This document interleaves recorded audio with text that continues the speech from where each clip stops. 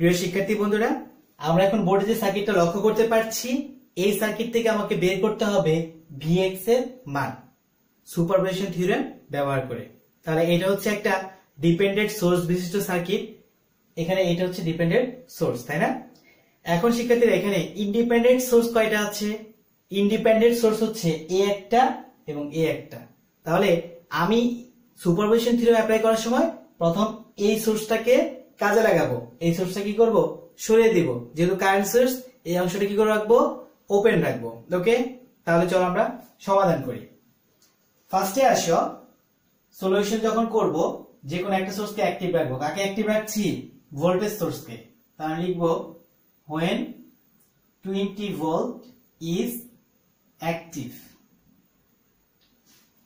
এখন এইটা অ্যাক্টিভ, তাহলে এইটাই অ্যাক্টিভ, এটা কিন্তু সরিয়ে দিচ্ছি। কি করতে হবে? কারেন্ট সোর্স ওপেন, তার মানে এইটুকু ওপেন করে দিলাম।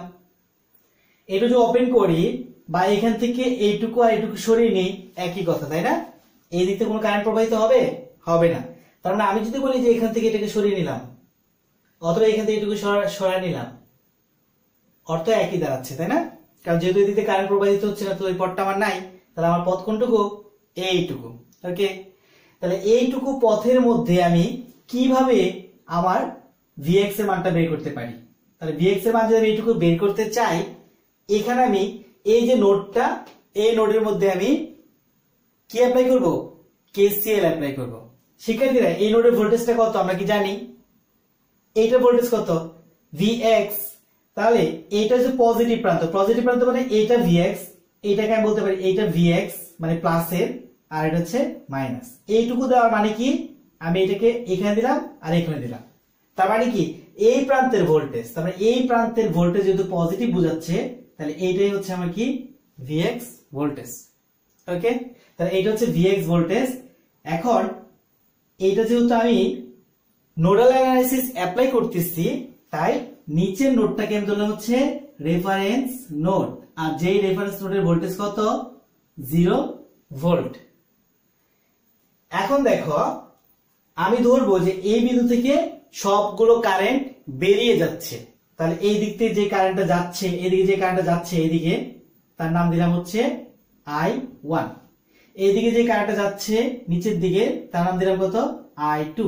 আর এইদিকে যে কারেন্টটা যাচ্ছে তার নাম দিলাম I3। এখন যদি আমি Vx নোডের মধ্যে KCL প্রয়োগ করি, তখন কেমন দেখাবে একটু লক্ষ্য করো। তাহলে আমি করছি কি? Apply KCL at node Vx। ওকে, তাহলে এই পাশে যদি Vx করো, তাহলে সবাই তো চলে যাচ্ছে এই বিন্দু থেকে, তাহলে ইনকামিং কারেন্ট ইকুয়ালস টু কি? আউটগোয়িং কারেন্ট, অথবা summation of incoming current plus outgoing current equals to 0। তাহলে এই বিন্দুতে যারা আসছে, যারা চলে যাচ্ছে, তাদের বীজগণিত যোগফল 0। তাহলে এই বিন্দুতে দেখছি সবাই চলে যাচ্ছে, তারপরে চলে যাচ্ছে I1 প্লাস চলে যাচ্ছে I2 প্লাস চলে যাচ্ছে I3 ইকুয়ালস টু 0। এরপর আসো I1 এর মান কত? I1 এর মান হচ্ছে এইটার ভোল্টেজ মাইনাস রেফারেন্স ভোল্টেজ, আর এখানে যে ভোল্টেজটা থাকবে সেটা প্লাস মাইনাস কিছু একটা হবে। তাহলে ফার্স্টে লিখবো হচ্ছে Vx মাইনাস, এগুলো লক্ষ্য করো, মাইনাস হবে না প্লাস হবে আমি জানি না। আমি এই দিক থেকে যখন আসতেছি, আসার পর সময় একটা ভোল্টেজ সোর্স পেলাম। এই ভোল্টেজ সোর্সটা প্রথমে কি আছে? প্লাস, তাই আমি কি করব? মাইনাস করব। তার রেজিস্ট্যান্স কত? রেজিস্ট্যান্স হচ্ছে 4 ওহম। এরপর কি? প্লাস I2 কারেন্ট কত হবে? I2 এই যে একটা ভোল্টেজ, তার রেফারেন্স ভোল্টেজ কত? এত। তার মানে Vx থেকে 0 বাদ গেলে মান থাকবে কি? Vx। আর নিচে তার রেজিস্ট্যান্সের মান কত? 5 প্লাস I3 এখানে ভোল্টেজ কি কি আছে লক্ষ্য করো। এখানে এই একটা ভোল্টেজ সোর্স আছে, তাই না? আর এখানে কি? এই যে একটা দেখতেছো, এটা কি ভোল্টেজ সোর্স না কারেন্ট সোর্স? এটা একটা কি? কারেন্ট সোর্স, তাই না?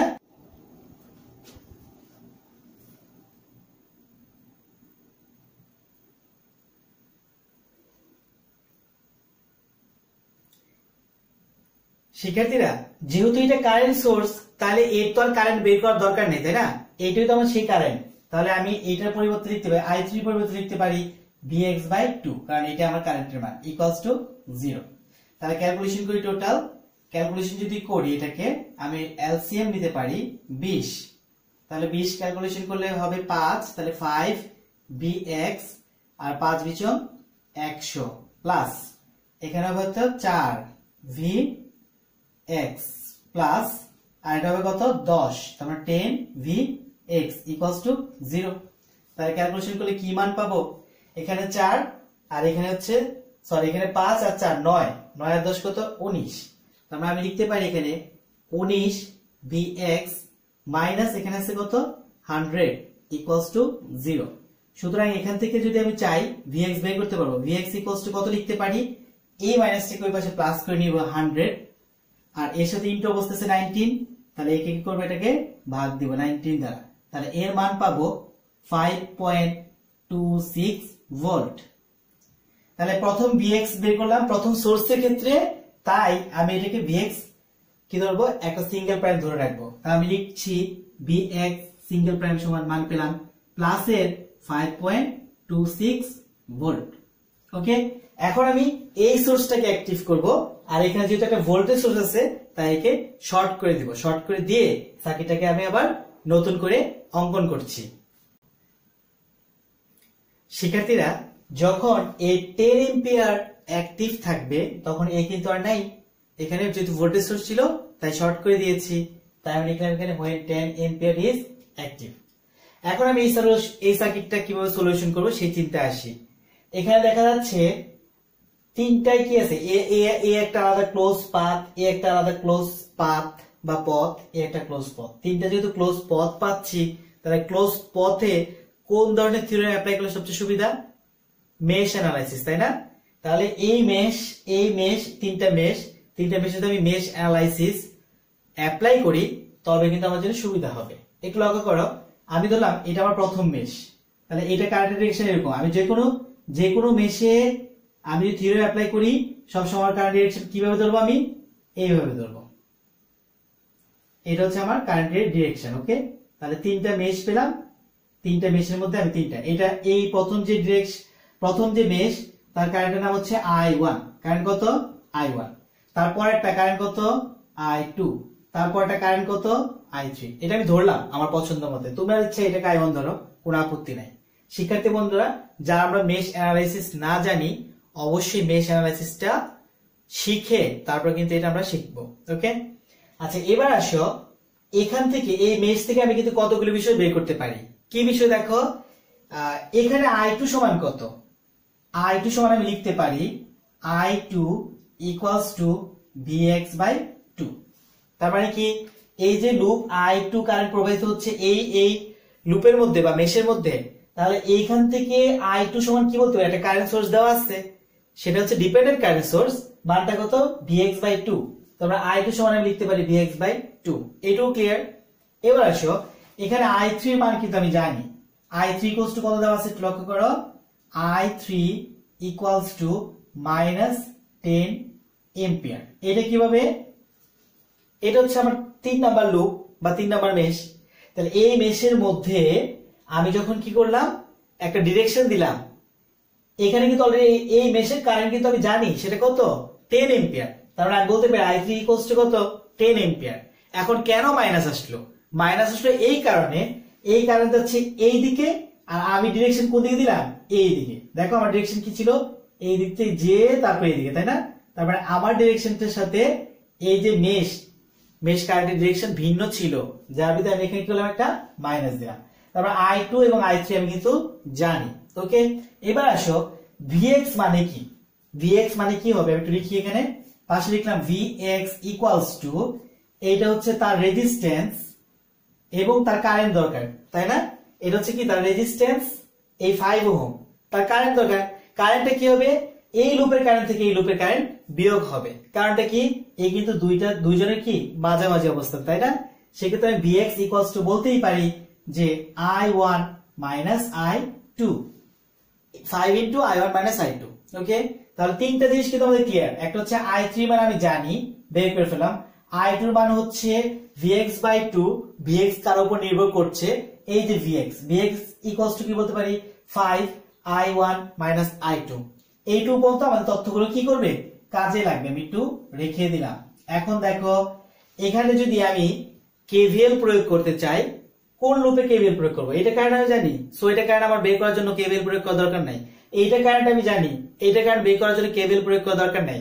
এখানে কিন্তু এই I1 এর কারেন্ট কিন্তু আমার জানা নাই, তাই এখানে কিন্তু আমার কিন্তু এই লুপের মধ্যে আমার কেভিএল প্রয়োগ করতে হবে। ওকে, যেহেতু আমি এই দিক থেকে এদিকে যাচ্ছিলাম, তাই এইটা হচ্ছে আমার পজিটিভ চিহ্ন, এইটা নেগেটিভ চিহ্ন, এইটা পজিটিভ চিহ্ন, এইটা নেগেটিভ চিহ্ন। ওকে, তাহলে আমি এই যে লুপটা অর্থাৎ 1 নাম্বার লুপ বা 1 নাম্বার মেশ, এখানে আমি কেভিএল প্রয়োগ করছি। আমি একটু লিখি, অ্যাপ্লাই কেভিএল এট লুপ 1। এখানে কেভিএল প্রয়োগ করলে প্রথম চিহ্ন যদি তুমি নিতে চাও নাও, প্রথম চিহ্ন কত আছে? 4। এবার আসো এর কারেন্ট কত? এই 4 কিন্তু এই লুপ এবং এই লুপ, দুই লুপের মাঝামাঝি অবস্থানে আছে, তাই এর কারেন্টটা কি হবে? এই লুপের কিছু কারেন্ট সে পাবে, এই লুপের কিছু কারেন্ট সে পাবে। এখন লক্ষ্য করো, যেহেতু আমি যে লুপটা কাজ করব তার কারেন্টটাকে আগে ধরবো, তাহলে 4I1 মাইনাস, এখন কার কারেন্ট বাদ দিব? এইটা কারেন্ট, তাহলে এটা কারেন্ট কত? I3। কারণটা কি? এই 4I1 এবং I3 দুই কারেন্টের মধ্যবর্তী অবস্থানে তার অবস্থান। ওকে, এরপর আসো প্লাস চিহ্ন, আমি দিলাম এটা প্লাস, রেজিস্ট্যান্স কত? 5, কারেন্টটা কত? কারেন্ট হচ্ছে I1 মাইনাস I2, কারেন্ট কত? I1 minus I2। এরপর এটুকু কি কাজ শেষ, ইকুয়ালস টু আমি বলতে পারি 0। ওকে, এবার আসো আমি ক্যালকুলেশন করে কি পাবো? বা 4I1 মাইনাস 4I3 প্লাস 5, এখানে আমি 5 কে গুণ করে দিই, 5I1 minus 5I2 equals to 0। বা আমি 4I1 লিখতে পারি 4, এই I3 মান কিন্তু আমরা জানি, I3 মান কত? মাইনাস 10, তাহলে বসিয়ে দাও, I3 মান হচ্ছে minus 10 ampere plus 5I1 minus 5I2 equals to 0। তাহলে ক্যালকুলেশন করলে কি দাঁড়াচ্ছে একটু লক্ষ্য করি, এটা আসবে হচ্ছে 4I1 মাইনাস হচ্ছে plus 40 plus 5I1 minus 5I2 equals to 0। তাহলে যদি টোটাল ক্যালকুলেশন করি, 4টা I1 5টা I1, তার মানে হচ্ছে 9I1, আর এখানে মাইনাস 5I2 ইকুয়ালস টু, এই 40 এর পাশে কি আছে? প্লাস, ওই পাশে চলে গেলে কি হবে? এটা মাইনাস হবে। তার মানে আমি বলতে পারি এটাকে সমীকরণ 1। এটুকু কি বলতে পারি? আমি সমীকরণ 1 বলতে। শিক্ষার্থীরা, আমরা কিন্তু একটা ইকুয়েশন রেডি করলাম, এখন আমার আরেকটা ইকুয়েশন দরকার, কারণ যেহেতু যদি দুইটা ইকুয়েশন পাই, তাহলে এটাকে সমীকরণকে সমাধান করার মাধ্যমে কিন্তু আমি I1 I2 এর মান পেতে পারি। কেমন? আচ্ছা, আমার I1 I2 এর মান খুব জরুরি কেন?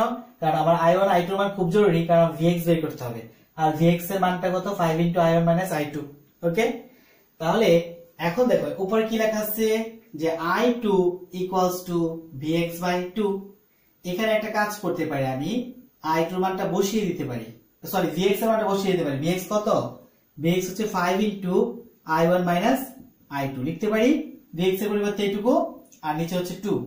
তাহলে টোটাল যদি ক্যালকুলেশন করি, আর গুণ করলে কত হবে? 2I2 equals to 5I1 minus 5I2। এখন যদি টোটাল ক্যালকুলেশন করি, তাহলে এর মানটা পাচ্ছি, সবগুলো এক পাশে নিয়ে আসবো, তাহলে 5I1 minus 5I2 minus 2I2 equals to 0। তার মানে সুতরাং লিখতেই পারি এখানে 5I1 minus 7I2 equals to 0। এটা সমীকরণ কত? এটাকে আমি সমীকরণ দিব সমীকরণ 2। শিক্ষার্থীরা সমীকরণ 1 কত বের করেছিলাম? 9I1 minus 5I2 equals to minus 40।